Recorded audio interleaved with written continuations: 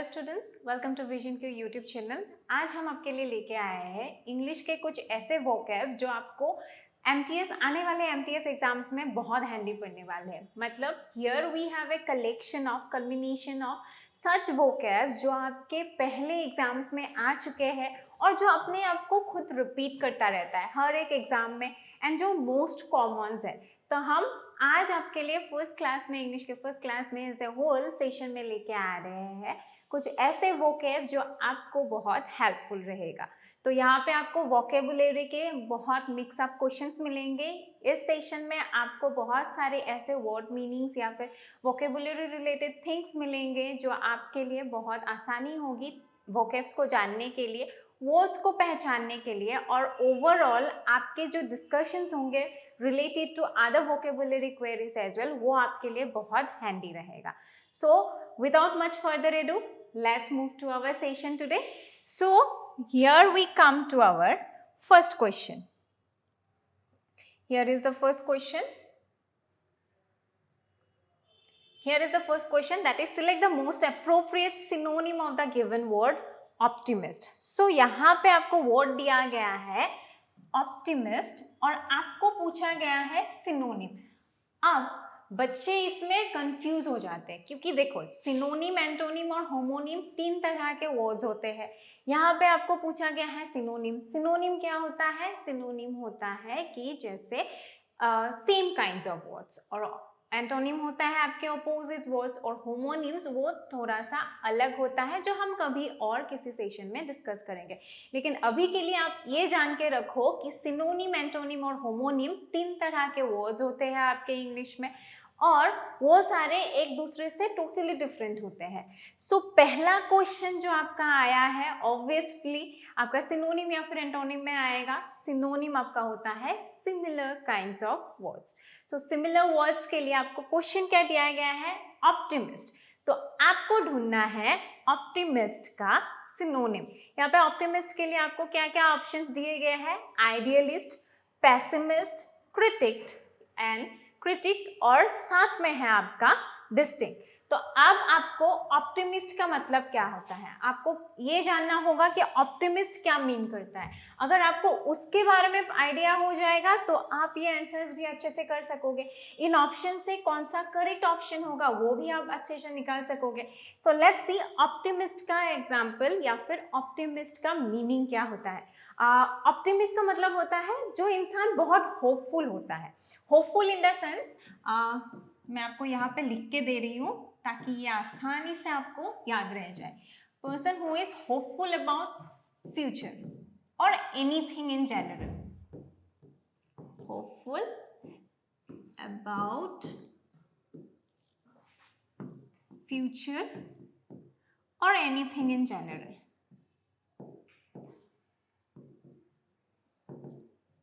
Anything in general.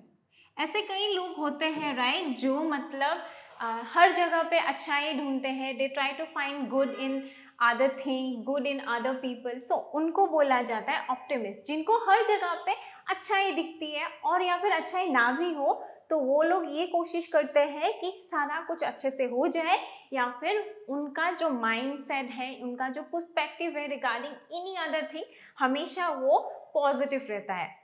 वही सारे लोगों को हम ऑप्टिमिस्ट बुलाते हैं।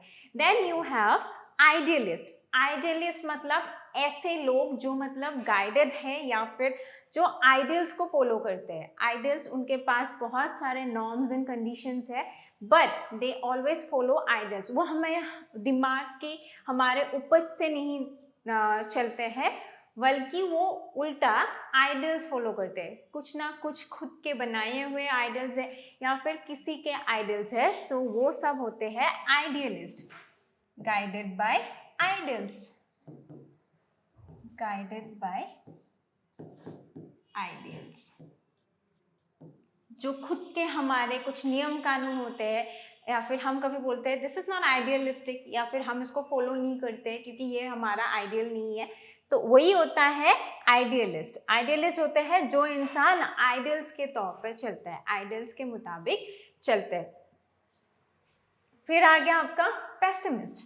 पेसिमिस्ट अभी ऑप्टिमिस्ट अगर ऐसा इंसान जो इन जनरल होपफुल होता है, जिसको हर जगह पे पॉजिटिविटी या फिर अच्छाई दिखती है, तो आपको क्या लगता है पेसिमिस्ट क्या होगा? पेसिमिस्ट ऐसे इंसान जिसको हर जगह पे दुख, दर्द या फिर वर्स्ट के सिनारियोज दिखाई देते हैं। वो होपफुल नहीं होता है, उसको लगता है कि हर एक चीज बुरा ही होने वाला है, जिसको हर जगह पे बुराई दिखती है, जिसको हर जगह पे प्रॉब्लम दिखाई देती है। जो होपफुल तो छोड़ो, उसमें कोई भी उम्मीद ना नजर आए, उन इंसानों को, उस इंसान को बोला जाता है पेसिमिस्ट। मतलब someone who tends to see the worst.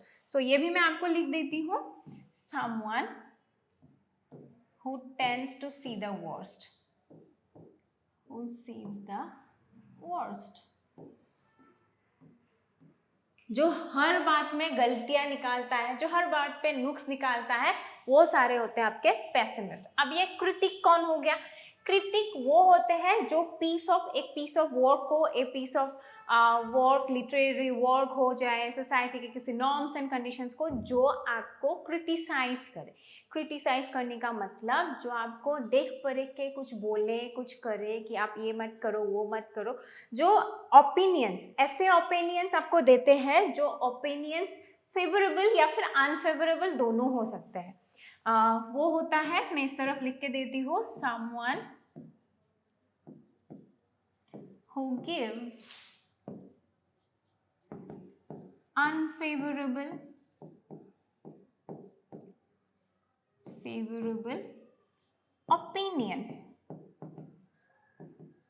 Opinion जो अनफेवरेबल, आपको अच्छा नहीं लगेगा अगर आपको कोई क्रिटिसाइज करे या फिर आपको कोई ऐसे बोले कि आपका ये काम अच्छा नहीं है, आपका ये वर्क अच्छा नहीं हुआ है, तो वो सारे होते हैं critic.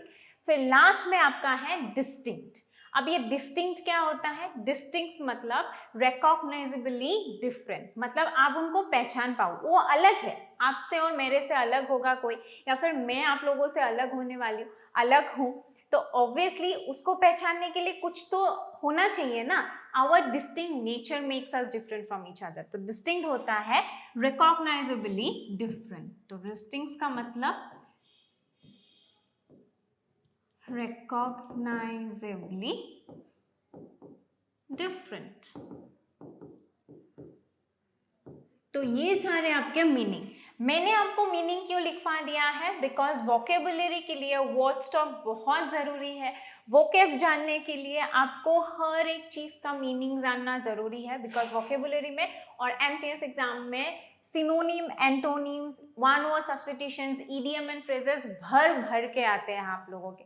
So before going in depth about all this things, आपको मीनिंग जानना बहुत ज़रूरी है। इसलिए मैंने आपको हर एक चीज़ का मीनिंग लिखवा दिया है, ताकि ये आपके लिए बहुत हेल्पफुल रहे और it becomes easy for you to do your vocabulary exercises.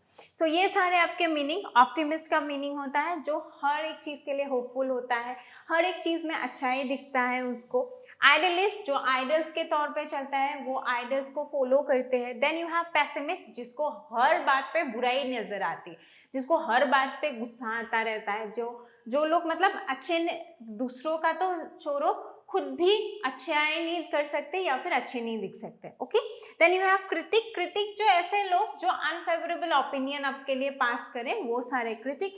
Then distinct मतलब एक दूसरे से अलग, बट वो जो अलग है, दैट डिस्टिंक्शन, दैट डिफरेंस हम नोटिस कर पाए, तो वो होता है डिस्टिंक्ट। तो ये सारे आपके मीनिंग। तो आपको यहाँ पे पूछा गया है सिनोनिम। अब ये सिनोनिम सेम मीनिंग का क्या होगा? ऑप्टिमिस्ट का यहाँ पे सेम मीनिंग क्या होगा आपका? ऑप्टिमिस्ट का यहाँ पे जो ऑप्शंस है ए बी सी डी में, जो आइडलिस्ट, पेसिमिस्ट, क्रिटिक करके जो सारे भी है यहाँ पे, तो करेक्ट है आपका ए, आइडलिस्ट। बिकॉज पेसिमिस्ट, क्रिटिक और डिस्टिंक्ट बिल्कुल भी नहीं आएगा। पेसिमिस्ट तो छोड़ो, वो पूरा अलग दिखता है, उनको हमेशा बुराई दिखती है, वो नहीं आने वाला। क्रिटिक भी हमेशा अनफेवरेबल आपको ओपिनियन पास करता है, वो भी नहीं होगा। डिस्टिंक्ट मतलब डिफरेंट, तो वो भी नहीं होगा। तो सेम आपको कौन सा है? आइडियलिस्ट, जो गाइडेड बाय आइडल्स या फिर अपने तौर तरीकों से चलने वाला, या फिर जिसका पूरा लाइफ सेट है कि वो क्या करने वाला है, कैसे करने वाला है। जैसे कि हमारे ऑप्टिमिस्ट होते हैं जो दूरदर्शी होते हैं, जो दूर तक देख सकते हैं या फिर they plan about your future and all, तो आइडियलिस्ट और ऑप्टिमिस्ट आपके similar. I hope we are clear about this. So let's move to our next question here. Here is your next question. Again आपका वही vocabulary related synonym and antonym का. पहले था आपका synonym, अभी है आपका एंटोनिम. एंटोनिम किसका? कॉशियस का. तो एंटोनिम है, आपको ढूंढना है कॉशियस का. अब ये एंटोनिम क्या है? अगर सिनोनिम आपका सिमिलर वर्ड है तो ऑब्वियसली एंटोनिम आपका हो जाएगा ऑपोजिट वर्ड या फिर जो उससे अलग होगा. तो यहाँ पे आपका ऑप्शन क्या है? कॉशियस. आपका वर्ड दिया गया है कॉशियस. कॉशियस का मतलब वो जो कहते हैं हम कॉशन, प्रिकॉशन. तो कॉशियस क्या हो जाएगा आपका? केयरफुल. कॉशियस का मतलब होता है केयरफुल. तो ये तो हो गया जो क्वेश्चन है उसका. अभी जो ऑप्शंस है प्रूडेंट, नेग्लिजेंट, डिस्क्रीट और अलर्ट. अब इनका मीनिंग क्या है? प्रूडेंट मतलब जो वो सेम होता है जो भविष्य के लिए सोचता है and they are very careful about our future. Someone who is very careful about their future, और जो फ्यूचर के बारे में सोच के अकॉर्डिंगली प्लान करता है, they are called prudent person. All right, I will write it down here. That is showing care about future. Showing care about future. About future. जो फ्यूचर के बारे में प्लानिंग करता है, उस हिसाब से चलता है, उनको हम बोलते हैं प्रूडेंट. नेक्स्ट आपका है नेग्लिजेंट. नेग्लिजेंट मतलब एकदम इग्नोर करने वाला, नेग्लेक्ट करने वाला, जिसको कोई फर्क नहीं पड़ता है क्या हो रहा है क्या नहीं हो रहा है, उनको बोला जाता है आपको नेग्लिजेंट. मतलब वो प्रॉपरली काम नहीं करता है. He or she don't do their work properly and they are least bothered about things that are happening around them. So वो होते हैं आपके negligent. वो आप सिंपल में उसको जानने के लिए लिख सकते हो someone who is least bothered. Least bothered. Negligent होता है someone who is least bothered. Discrete person होता है या फिर डिस्क्रीट होता है आपका. जो डिस्क्रीट है, डिस्क्रीट का मतलब होता है जो सोच समझ के अपनी बोली बोले, जो सोच समझ के बात करे, उनको बोला जाता है discrete. Someone who is very careful with their speech, उनको बोलते हैं हम discrete. Okay, this one is someone who is careful with their speech. तो वो होते हैं आपके डिस्क्रीट. और अलर्ट होना, या तो अलर्ट होना वही कॉशियस या फिर कॉशन रहना, मतलब क्विक होना कुछ काम करने के लिए. तो अलर्ट मतलब ये आप लोग सिंपल में याद करने के लिए लिख सकते हो, दैट इज योर क्विक. सो ये सारे अकॉर्डिंगली आपके मीनिंग. तो यहाँ पे कॉशियस अगर केयरफुल है, केयरफुल का उल्टा क्या हो जाएगा? प्रूडेंट में है showing care about future. Discrete में है आपका someone who is careful with your speech. Negligent मतलब लीस्ट बॉदर्ड. अलर्ट मतलब quick. Quick in the sense जो मतलब तुरंत कुछ एक्शन ले ले, क्विक एक्शंस जो लेते हैं, जो अलर्ट रहते हैं हमेशा. सो आपका कॉशियस का उल्टा आपका हो जाएगा negligent. That is your option number B, who are least bothered. Alright, so this was your antonym, your second question. Let's move to our next question here. Here is your next question related to select the word which means the same as the group of words. ये आपका one word substitution का question है. आपको directly वहां पे one word substitution करके question नहीं पूछा जाएगा, आपको इस तरह से बदल के क्वेश्चंस प्रेजेंट किए जाएंगे.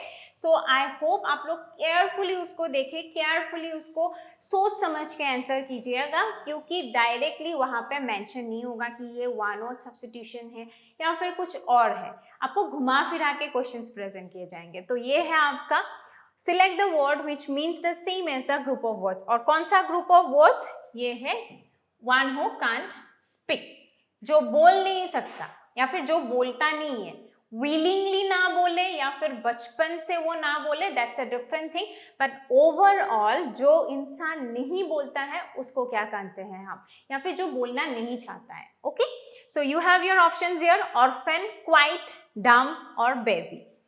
Orphan का मतलब अनाथ, orphan का मतलब होता है अनाथ. और फिर आपका क्वाइट का मतलब चुप रहना, क्वाइट का मतलब होता है जो चुपचाप रहे, शांत रहे. डम का मतलब होता है, हम डम बुर्बक को बोलते हैं, लेकिन एक्चुअली डम का लिटरल मीनिंग होता है someone who is unwilling to speak. या तो वो बचपन से गूंगा है, या तो वो फिर बोलना नहीं चाहता है, या फिर वो विलिंगली चुप रहता है. पर डम का मीनिंग होता है someone who is unwillingly someone who is willingly quiet या फिर don't want to speak. फिर आपका आ गया बेवी. बेवी का मतलब है किसी एक पर्टिकुलर चीज का, किसी एक पर्टिकुलर इंसान का एक ग्रुप ऑफ पर्सन, जैसे कि group of ministers, group of birds, group of whales, उनको बोला जाता है बेवी. सो ऑर्फन मतलब अनाथ, हम सबको पता है. क्वाइट मतलब यू आर लाइक चुप रहना.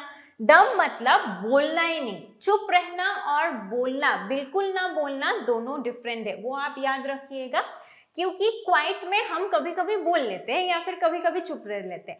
डम में वो इंसान या तो विलिंगली कभी नहीं बोलता है, या तो बचपन से गूंगा है, या फिर उसका कुछ प्रॉब्लम है जिसकी वजह से वो उसका स्पीच में प्रॉब्लम होगा. या फिर बेवी हो गया आपका इंसानों का, चीज़ों का, पर्टिकुलर लोगों का, या फिर पर्टिकुलर किसी चीज़ का एक ग्रुप. सो आपको one who can't speak will be your quite नहीं होगा, ये होगा आपका डम. डम क्यों होगा? बिकॉज जैसे कि मैंने आपको समझाया है, दिस वन इज विलिंगली जो चुप रहे या फिर बचपन से जो गूंगा है. तो ये होगा वन हु कांट स्पीक का आंसर होगा आपका dumb. Alright, let's move to our next one now. Here is your next question. Next you have select the most appropriate meaning of the given idiom. Now यहाँ पे सीधा सीधा आपको mention किया गया है, पहले वाले में मेंशन नहीं किया गया था. यहाँ पे आपको मेंशन किया है कि मीनिंग किसका निकालना है, इडियम का. अब इडियम एंड फ्रेजेस वो भी एक वोकेबुलरी का पार्ट है. तो यहाँ का इडियम कौन सा है आपका, out of date. Out of date ये तो हम यूज करते रहते हैं, आउट ऑफ डेट हो गया है, ये हो गया है, वो हो गया है करके हम इसको यूज करते रहते हैं, right. So out of date एक इडियम है, और उस इडियम का मीनिंग क्या है वो हमको पूछा गया है. नेक्स्ट फर्स्ट ऑप्शन है आपका बीइंग केयरलेस. बी है आपका ए डेट सीड. डेट सीड मतलब ये जो हम डेट्स मेंटेन करते हैं, डेट्स के अकॉर्डिंग चलते हैं, उसके बारे में. Then you have something old fashion and a worthless fellow. Worthless fellow मतलब इंसानों का. सो आउट ऑफ डेट में ए वर्थलेस फेलो तो होगा नहीं, वो इंसानों के मुताबिक यूज किया जाता है. समथिंग ओल्ड फैशन जो बहुत पुराना है, ये है. ए डेट से जो मैंने आपको बोला कि डेट के अकॉर्डिंग चलना या फिर होना. बीइंग केयरलेस ये भी इंसानों में, that is someone who is being careless. जो केयरलेस है उसको फर्क भी नहीं पड़ता है क्या हो रहा है क्या नहीं हो रहा है. तो इनमें से आपका ये तीनों गया omit.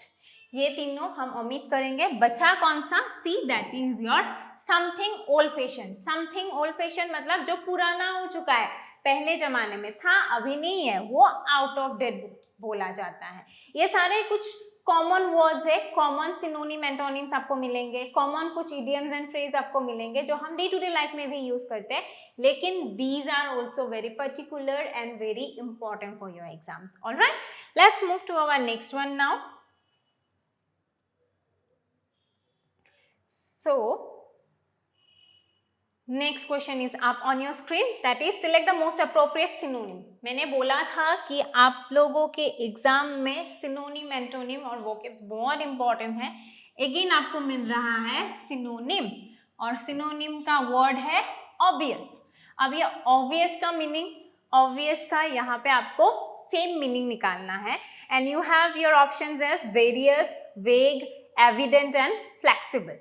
Various, vague, evident and flexible. Various मतलब बहुत सारे, फिर आपका हो गया वेग, वेग मतलब अनसर्टेन, जो सर्टेन नहीं है, सर्टेनिटी नहीं है, ठीक नहीं है कि ये होगा कि क्या होगा, वेग का मतलब होता है वो अनसर्टेन। मैं आपको लिख के देती हूँ, that is your uncertain. And evident, evident का मीनिंग होता है क्लियर, एकदम क्लियर, एकदम साफ, जो आपको एविडेंटली दिखाई दे। देयर इजंट ए वेल, मतलब बीच में कोई भी रुकावट नहीं है, बीच में कुछ भी प्रॉब्लम नहीं है, आप साफ साफ किसी चीज को समझ सको, किसी चीज को जान सको, ऐसा जो होता है that is called your evident. This is your clear. Then you have various, मतलब बहुत सारे, दैट इज बहुत सारे चीजों का मिश्रण या फिर mixture, various.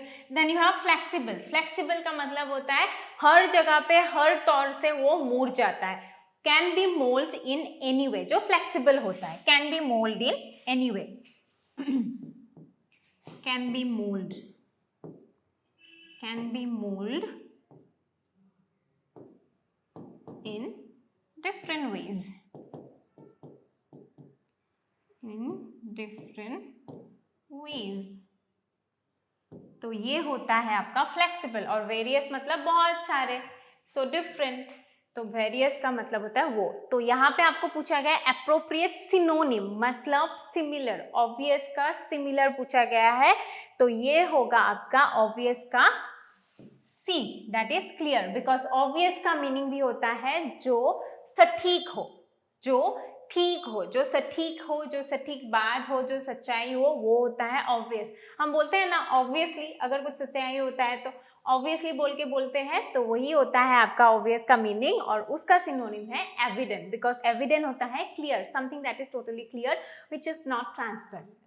Alright, let's move to our next one here. Here is a question.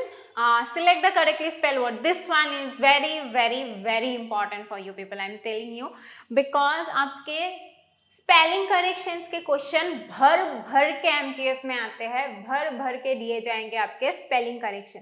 So vocabulary जब पढ़ोगे तो आपको स्पेलिंग देखना भी बहुत जरूरी है। ओके, सो आपका यहाँ पे करेक्टली स्पेल वर्ड लिखना है, that is your number A, elementary. Elementary, हर एक का प्रोनाउंसिएशन सेम है, elementary, elementary, elementary and elementary. Alright, so ये आपका हर एक का प्रोनाउंसिएशन सेम है। तो आप इसको कैसे याद रखोगे? ऑब्वियसली आपको उसके लिए बहुत वोकेबुलरी पढ़नी पड़ेगी, वर्ड स्टॉक अच्छा रहना पड़ेगा, और इसके लिए वोकेबुलरी के एक्सरसाइजेस आप लोग रेगुलर करो तो बहुत अच्छा है। जब भी जितने भी आप लोग सेंटेंसेस या वर्ड्स प्रैक्टिस करते रहोगे, वो बहुत आपको हेल्प करने वाली है आपके एग्जाम में, क्योंकि वोकेबुलरी कहीं पे भी छूटता नहीं है, वो हर जगह पे हर एक एग्जाम में आते हैं। और जो अभी हम वोकेब्स डिस्कस कर रहे हैं, वो सारे वोकेब्स आपके प्रीवियस एग्जाम्स में पहले ही आ चुके हैं। दीज आर सम कॉमन, ये कॉमनली यूज होते हैं, ये बहुत आते रहते हैं। These are some common, it's like a very mandatory topic for our SSC examinations। SSC के लोग इसको बहुत मैंडेटोरीली देखते हैं, बहुत मैंडेटोरीली लेते हैं, और इनको रिपीट करते रहते हैं, बीच बीच में ये लोग रिपीट होते रहते हैं। तो आपके लिए ये बहुत ज़रूरी है कि आप लोग इसको अच्छे से देख लो, कैसे वाले क्वेश्चंस आते हैं, क्या आने वाले हैं, उसको अच्छे से देख के समझ लीजिएगा। तो spelling correction is very important for you guys. So यहाँ पे है आपको करेक्टली स्पेल्ड वर्ड ढूंढना है। एक है एलिमेंट्री, एक है एलिमेंट्री, एक है एलिमेंटरी और एक है एलिमेंटरी। चारों का आपका प्रोनाउंसिएशन सेम है। सो प्रोनाउंसिएशन सेम है तो यहाँ पे स्पेलिंग कौन सा होगा, उसके लिए you will have to have knowledge about vocabulary. तो आपका करेक्ट आंसर यहाँ पे होता है option number D, that is elementary, ELEMENTARY जो होता है, it's like basic kind of thing. तो ये आपका एलिमेंटरी। ऑलराइट, तो next let's move to our next question here. This is your next question. Select the most appropriate meaning of the given idiom. Again आपका idiom आ चुका है और यहाँ पे पूछा गया है, डायरेक्टली आपको मेंशन किया गया है कि idiom का मीनिंग क्या है। तो यहाँ पे मीनिंग आपको इडियम मिला है over my dead body. Hindi serials एंड वहां पे बोलते हैं ना मेरे लाश से होकर गुजर जाना, तो उसका मीनिंग क्या होता है? नॉट अप्रोप्रिएटली कि आपको हम सच में किसी को मार के उसके ऊपर से जाना है, वो नहीं करना होता है, वो सिर्फ एक कहावत होती है। वही होता है इडियम आपका, उसी कहावत, जो कहावत हम हर जगह पे यूज करते रहते हैं, जो हिंदी सीरियल्स में बहुत यूज होती है, उसी कहावत का क्वेश्चन आपको मिला है। सो ये है, ये आपके लिए बहुत इजी रहने वाला है। अगर ये क्वेश्चन इस बार रिपीट होगा तो it will be very easy for you people. So question है आपका ओवर माई डेड बॉडी, मेरे लाश से होकर गुजर जाना। तो उसके लिए मीनिंग है इरेक्टिंग ए ग्रेव स्टोन, मतलब गड्ढा खोदना किसी के लिए, किसी का ग्रेव खोदना। Next you have inheriting to fortune, वो फॉर्चून कलेक्ट करना, किसी का वेल्थ लेना, किसी का नहीं, खुद का ही सोच लो, किसी का मतलब प्रॉपर्टी लेना। Then you have opposing something fiercely, किसी चीज को नकारना। और फिर है threatening to kill oneself, ये तो बिल्कुल भी नहीं है, खुद को मारना या दूसरों को मारना नहीं है। आपको इडियम्स एंड फ्रेजेस में लिटरल मीनिंग में बिल्कुल नहीं जाना है, कभी भी नहीं जाना है। जैसे कि इसमें ओवर माई डेड बॉडी में किसी को मारना नहीं है और सच में डेड बॉडी के ऊपर से नहीं जाना है, तो डी नंबर पहले ही ओमिट होगा, that is your threatening to kill oneself. खुद को भी नहीं मारना है, दूसरों को भी नहीं मारना है। तो बचा कितना? तीन है। एक है इरेक्टिंग ए ग्रेव स्टोन, दूसरों के लिए खाए खोदना, दूसरों का ग्रेव खोदना। Inheriting to fortune, fortune collect करना या फिर मतलब इनहेरिट करना, प्रॉपर्टी इनहेरिट करना। Next you have opposing something fiercely, तो यहाँ पे आपका करेक्ट ऑप्शन होता है ओपोजिंग समथिंग फियर्सली। हम मेरे लाश से होकर गुजरना हम कब बोलते हैं? तब बोलते हैं जब हमारे सामने वाला इंसान कोई एक चीज करना चाहता है जो हमको नहीं मंजूर है, हम नहीं चाहते कि वो इंसान करे, तब हम बोलते हैं कि तुमको अगर ये काम करना है तो मेरे लाश से होकर गुजरना पड़ेगा। तो इसलिए इसका मीनिंग होता है ओपोजिंग समथिंग फियर्सली, इतना ओपोज करना कि वो खुद ले जाएगा मर के और आपको उसके लाश से होकर गुजरना पड़ेगा अगर आपको वो काम करना है। So be careful with that, and इसका meaning it will be very easy for you guys to do. Alright, let's move to our next question here. Next you have select the most appropriate antonym of the given word. Again आपके vocab से related antonym आया हुआ है। Antonym वही opposite ढूंढना है आपको। Opposite में आपको किसका opposite चाहिए इस बार? आपको चाहिए inexpensive का opposite। Inexpensive मतलब ज्यादा उतना वो नहीं करना, इट्स नॉट एक्सपेंसिव। एक्सपेंसिव मतलब कम दाम में मिलना। ऑलराइट, कम दाम में होना, दैट इज योर इनएक्सपेंसिव। ज्यादा दाम नहीं है, ये रिजनेबल है। वैसे जो बोलते हैं, देखो आपके ऑप्शंस भी है रिजनेबल। नंबर ए में है आपका रिजनेबल, नंबर बी में है डियर, नंबर सी में है पॉपुलर, डी में है आपका liberal. Reasonable in the sense, inexpensive मतलब एक्सपेंसिव का उल्टा होता है आपका इनएक्सपेंसिव। एक्सपेंसिव मतलब बहुत दामी होना, बहुत खर्च हो जाना, बहुत पैसा लेना। इनएक्सपेंसिव मतलब बिल्कुल भी दामी नहीं है, पॉकेट फ्रेंडली होना। रीजनेबल का मतलब होता है ना कम ना ज्यादा, इट्स लाइक मेडियोकर। रीजनेबल का मतलब होता है मेडियोकर। रीजनेबल का मतलब होता है मेडियोकर। पॉपुलर, आपको पता है पॉपुलर, फेमस, पॉपुलर का मतलब होता है फेमस। फिर आपका लिबरल का मीनिंग होता है फ्री, फ्री। तो बचा क्या? डियर। और आपको बता दूं, ये डियर जो माय डियर, योर डियर जो कहते हैं हम लोगों को, वो वाला डियर नहीं है। इस डियर का मीनिंग है एक्सपेंसिव। इस डियर का मीनिंग होता है एक्सपेंसिव। ऑलराइट, एक शब्द, इंग्लिश एक ऐसा लैंग्वेज है जो एक शब्द का बहुत सारे मीनिंग निकल के आएंगे आपके सामने। तो कहाँ पे किस सेंस में क्यों यूज हो रहा है वो जानना, वो करना आपके लिए बहुत जरूरी है।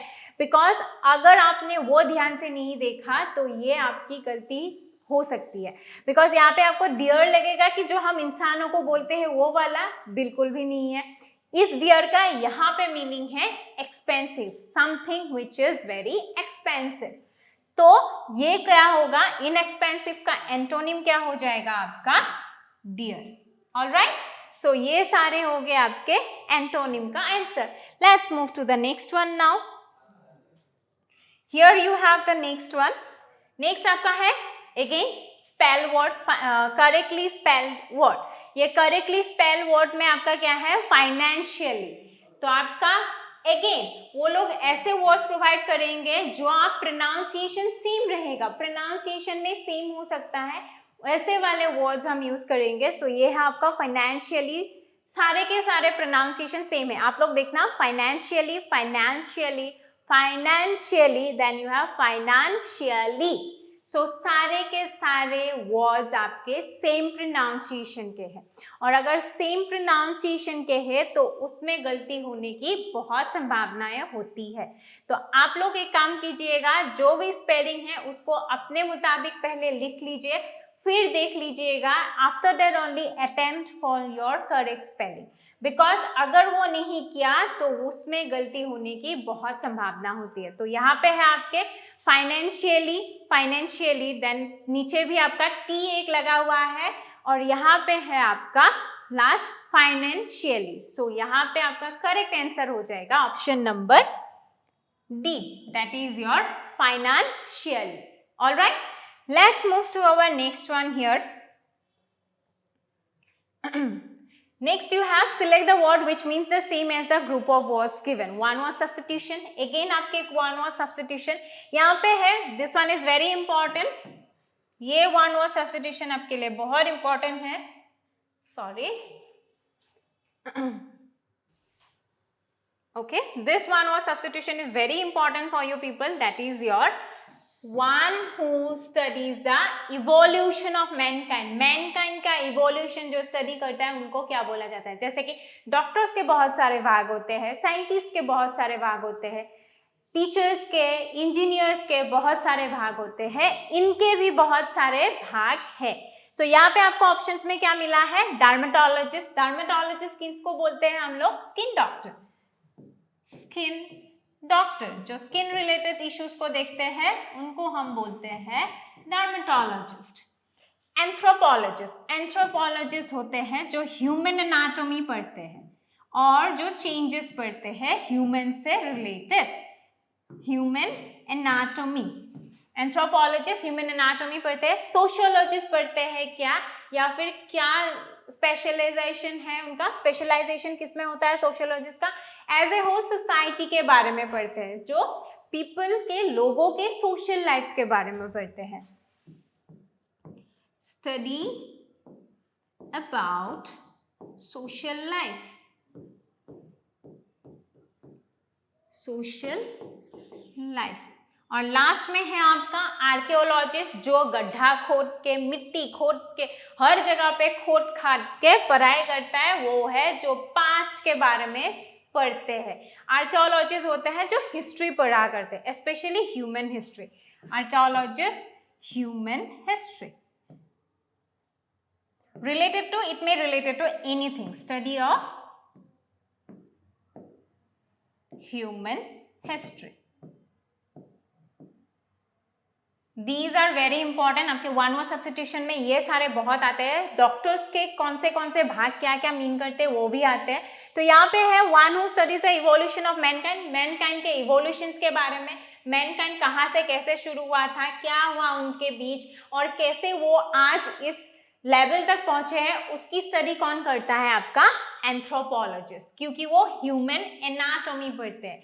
तो करेक्ट आंसर आपका हो जाएगा anthropologist. Alright, this one is very very important. I am repeating it again. ये बहुत इंपॉर्टेंट है आपके लिए, इसको ध्यान में रखिएगा.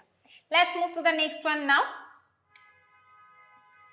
Here we have our next one. Select the most appropriate antonym of the given word. Again antonym का question and this one is important. ये बहुत बार आ चुका है and it's like an appropriate word जो हर बार रिपीट करता है, बहुत सारे बार रिपीट करते हैं. इट्स लाइक हमने कभी सुना नहीं होगा ऐसा कुछ होता है, लेकिन ये वर्ड बहुत बार आ चुका है एग्जाम में. That is your quail. Quail मतलब किसी को शांत करके रखना. ऑलराइट, क्वेल का मतलब होता है किसी को दबा के रखना या फिर शांत करके रखना, सबड्यू या फिर साइलेंट. तो फिर इनका जो ऑप्शंस है वो ऑप्शंस क्या है? एंटायर, डिनाई, रिड्यूस और एजिटेट। एंटायर मतलब सारा कुछ, एज ए होल। एंटायर मतलब होता है होल। डिनाई मतलब मना करना, रिफ्यूज। डिनाई का मतलब हो गया आपका refuse. Then you have reduce. Reduce का मतलब होता है कम करना, दैट इज लेस। एजिटेट का मतलब होता है इरिटेट करना, इरिटेट करना या फिर उसको टेंशन देना। किसी को आप टेंशन दे रहे हो, किसी को आप उसके लिए प्रॉब्लम क्रिएट कर रहे हो, तो उसको बोला जाता है एजिटेट करना। तो entire, whole, deny, refuse, reduce का लेस और एजिटेट का इरिटेट। तो क्वेल हो गया सबड्यू या फिर साइलेंट। तो इसमें आपको क्या पूछा है? एंटोनिम बताना है या फिर ऑपोजिट वर्ड बताना है। तो आपका ऑपोजिट वर्ड हो जाएगा D, that is your agitate. उनको इरिटेट करना। एजिटेट मतलब नर्वस कर देना, ट्रबल कर देना, किसी को बहुत प्रॉब्लम में डाल देना। तो इसका मतलब होता है नर्वस कर देना। चुप कराना, नर्वस कराना। चुप कराना मतलब या फिर चुप रहने का सबड्यू का मतलब होना दबा के रखना, और नर्वस करना मतलब जो होता है कि आप उसको प्रॉब्लम में डालो, उसको कुछ करे, वो कुछ करे तो उसको टोको, तो वो हो गया आपका एजिटेट। रिड्यूस नहीं होगा, डिनाई नहीं होगा, आपका एंटायर नहीं होगा। और जब भी आपको ऐसे वाले सिनोनिम या फिर एंटोनिम्स के क्वेश्चंस मिलते हैं, आप लोग ध्यान रखिएगा जो आपके इमीडिएट सेम होगा वही वर्ड आप यूज करोगे। इमीडिएट जो आपका होगा उसको ही आप टिक करोगे, नहीं तो बाकी के जो वर्ड्स है वो बिल्कुल भी उसके साथ नहीं मिलते हैं। ऑलराइट, सो ये थे आपके कुछ आज ऐसे वोकेबुलरी जो हम हमेशा से देखते आए हैं। प्रीवियस ईयर्स के एमटीएस क्वेश्चंस पेपर में भी बहुत बार ये सारे आ चुके हैं, and I repeated again and again कि वोकेबुलरी आपके लिए बहुत इंपॉर्टेंट है। तो आप लोग प्लीज वोकैब्स पे ध्यान दीजिएगा, ये आपके लिए बहुत आसान हो जाएगा। अगर आपका वोकैब क्लियर रहेगा तो एग्जाम में भी बहुत हेल्पफुल रहेगा। सो ऐसे सेशंस हम लाते रहेंगे, ऐसे सेशंस आप करते रहेंगे। तब तक के लिए आप लोग इस वोकैब्स को पढ़ते रहिएगा। दूसरे अगर कुछ क्वेरीज होंगे तो आप लोग हमारे कमेंट सेक्शंस में कमेंट डाउन कीजिएगा। आज के लिए इतना ही था। Thank you all.